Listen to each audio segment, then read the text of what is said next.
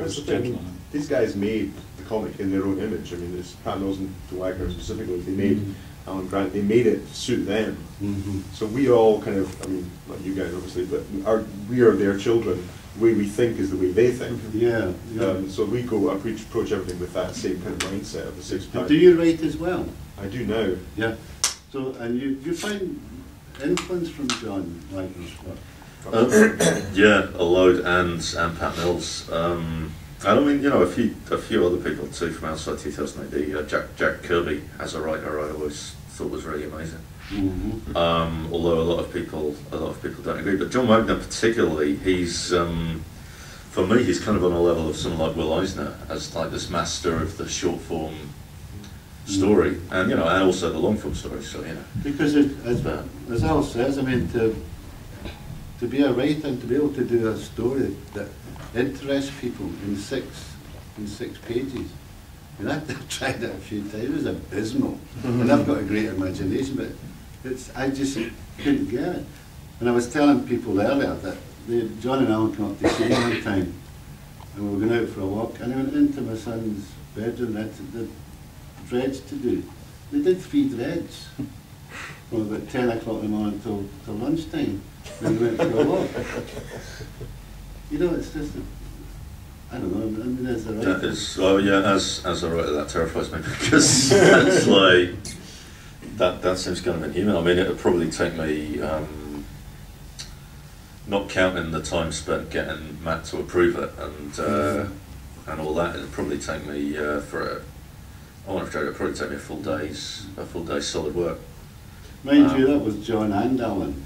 And I mean, I used to be in their company sometimes, and it was just bounce, bounce, bounce, bounce, bounce, bounce, and there was like enough for 100 stories came out of it.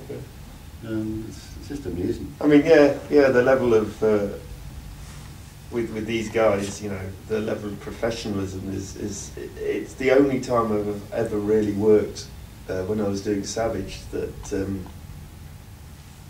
you know, every time there would be a new book, I'd get the whole script straight away.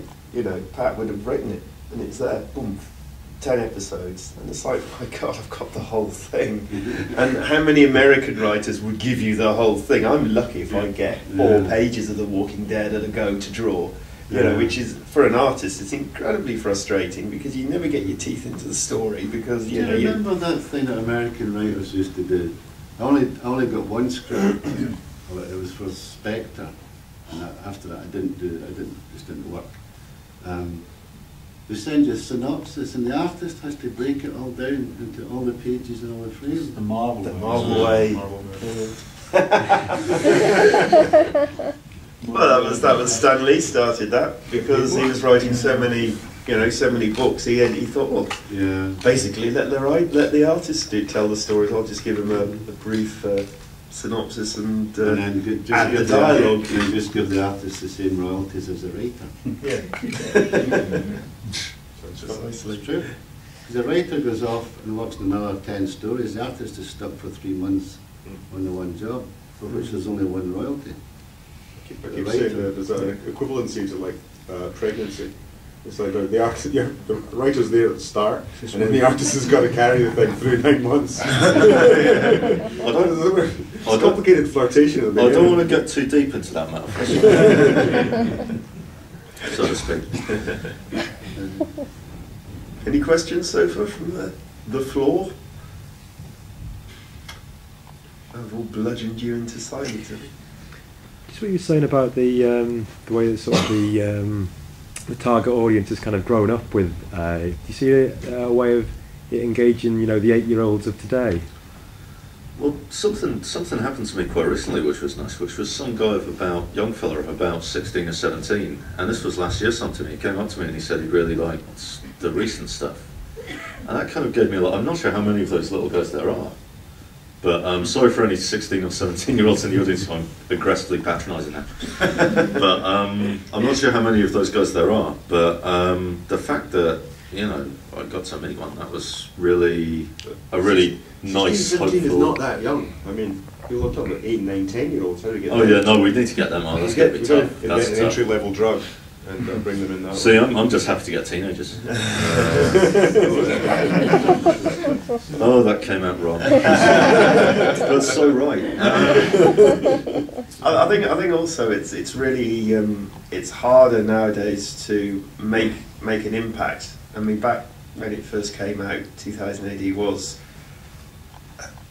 the only comic on the block to be doing what it was, and and it was shocking. You pick it up, it was shocking in some of the depictions of the artwork. It was certainly totally subversive. And I think nowadays it's really much harder to be as subversive as you could as it was back in the 70s, because just everybody, things have become more, the media and everything is people are much more self-aware. Other comics are doing that sort of trying to be subversive, and you can't with 2000 AD now, you can't sort of I just find it very hard to it would be very hard for it nowadays to try and recapture that same feeling that it had back in the late 70s, early 80s of that feeling that you're reading something, like under the bed or whatever, that kind of real subversiveness. And now comics can get away with nudity. Now comics can get away with buckets of, especially they can get away with the gore factor. Which again back in the the late 70s was quite eye-poppingly shocking. This sort of stuff now just washes over people. So you can't the ways to approach a comic like 2000 AD nowadays. I think you have to sort of slightly twist it if you want to maintain that sort of feel. And again, it goes back to the writing that I think, that there's ways to be subversive without just showing a bare breast or somebody's head being lopped off, or there's other ways to be shocking now, and you've got to find more subtle ways and more sort of ways that sort of raise the eyebrows a bit in a more interesting way. Yeah, I try and make sure not to. I mean, that's the gore. I like all the gore. I think it's good. But I try not to put things like, and it's a weird thing, but I try not to put any swearing in my stories beyond the fake swear words like drock and storm. Are you allowed to swear in 2000? Yeah, well, people do. There are some kids out. There's a few. I've seen a few S words, and occasionally a couple of F words, but. And you are allowed to, and the S word doesn't seem to be a problem. I'm holding back the language here. It does seem a bit lazy though, swearing in 2000 AD, like using you should at least words. Make up a futuristic. So many fun ones. It's like the whole point. That's what I'm saying. Back in the late 70s, it was available to buy next to the Dandy Albino, and you could pick it up. And it didn't have nudity then, and it didn't have swear words. But there was enough subversiveness in it to sort of make a 10, 11-year-old sort of like, wow, It's the sort of same mentality that you could apply to something like Tiswas, in the 70s. It was like for the kids, but there was an adult element too, which was so beyond the field of vision of the kids. But the adults could sit there and appreciate the show for something completely different. We're living in a much more sort of media saturated world than we were. Well, of course, yeah. In the 70s, there was only a few things there. 2000 AD stood alone as the only thing. Whereas now you've got, there's so many different things. TV is much more sophisticated. You've got the games, you've got the this, that, and the other, and the internet. There's so much more out there to sort of. Of course, but by placing 2000 AD nowadays, like we were saying before, further up the racks in in amongst SFX and grown-up magazines, you're sort of saying, well, we can swear now, and it's like and therefore your readership is expected to be older, and so you kind of pick it up and and adults obviously harder to shock. The fun of the early stuff was them trying to leave. I mean, Kevin O'Neill writing little captions in the background of things. Like rude comments, it's like you kind of had to read it. Like, what's it saying? And then you realise, oh, it's in fun. And the drocking and the making up of the kind of the exactly. And one thing we've sort of gained, and this is partly because the readership has aged to a sort of we've got a much more mature readership. And the other thing is because Dread operates in real time. Oh, I think. Dread operates in real time, which I think is another biggie. And he's, correct me if I'm wrong, but he's the only comic character who's aged in real time for. John Constantine. Oh yeah, but he's not looking his age, is he? he turned 40 in like the early 90s, didn't he? He's not looking at. Anyway, he's got a young face, John Constantine. But yeah, you're right. He has aged in real time. But Dread was there first. But one to get back to the point I was trying to make before I sidetracked myself. One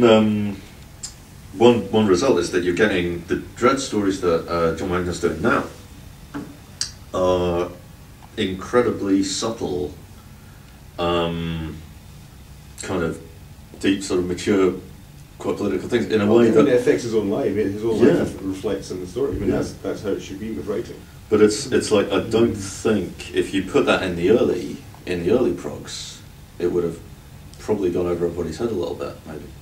No, it wasn't. Well, it wasn't. I mean, it was not. It was a totally different audience. Well, yeah, I mean, this is the thing. But I'm thinking that aiming it at the audience we have now allows certain levels of sort of richness that.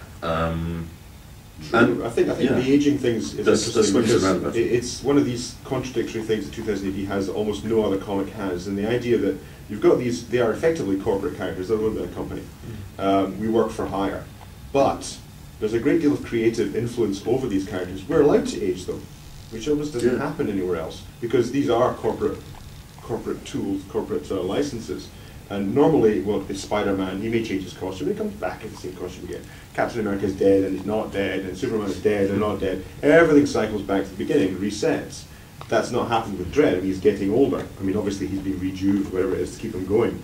Dante is getting older, and eventually something will happen to him that will be finishing him. But